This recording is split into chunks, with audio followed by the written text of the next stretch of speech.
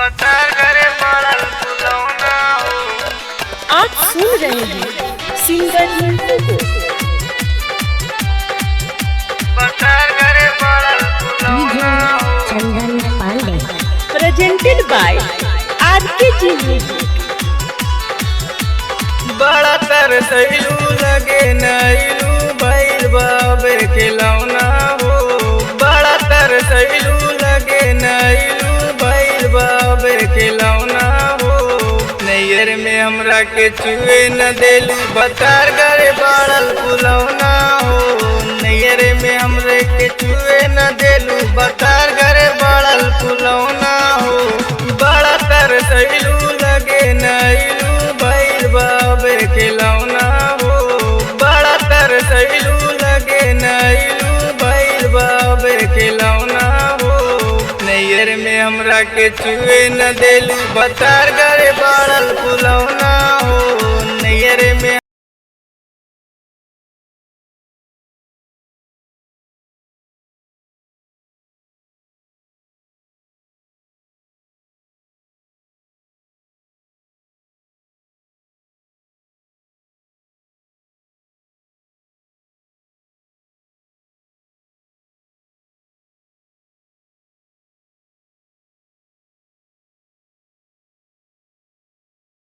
करे पड़ल फुलौना हो। हमरा के उहाँ एगो चुम्मा न देलू। हम बतर जी के स्वाद खूब लेलू। स्वाद खूब लेलू। हमरा के उहाँ एगो चुम्मा न देलू। हम बतर जी के स्वाद खूब लेलू। गजरा लगा के लसारे रोज बिछौना हो। गजरा लगा के लसारे रोज बिछौना हो। नैयर में हमरा के चुए न देलू बतर करे पड़ल फुलौना हो। नैयर में हमरे के चुए न देलू बतर करे पड़ल फुलौना हो। प्रेजेंटेड बाय आरके जी पांडे बतर करे पड़ल फुलौना हो। सरदा में गर्दल गइलू तू हमारा। पीका पीका पारल बाटे गोरिया मर कमरा। सरदा में गर्दल गइलू तू हमारा। पीका पीका पारल बाटे गोरिया मर कमरा। हंसी बतिया के अकिया लड़ा के चल गइल दूसर अननवा हो। हंसी बतिया के अकिया लड़ा के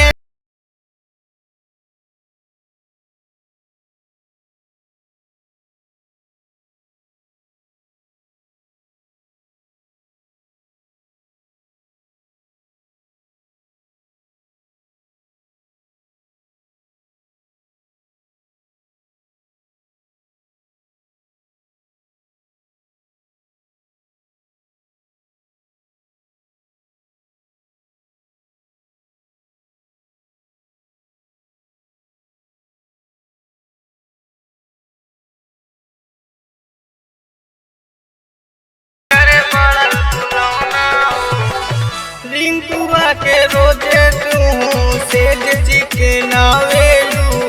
विकेश बिहारी के तो गोरी छछनावेलू। गोरी छछनावेलू। रिंकुआ के रोजे तू सेज चिकनावेलू। विकेश बिहारी के तो गोरी छछनावेलू। जाके पीवा के पाके मनवा में रखिया न बावना हो। दूसरा जाके पीवा के पाके मनवा में रखिया न बावना हो। नैयर में हमरा के चुए न देलू बतर करे पड़ल फुलौना हो। नैयर में हमरे के चुए न देलू बतर करे पड़ल फुलौना हो। बड़ा तरसैलू लगे नैलू भइल बाबे खिलौना हो। बड़ा तरसैलू लगे नैलू बाबे खिलौना हो। नैयर में हमरा के छुए न देलू बतार गरे बड़ा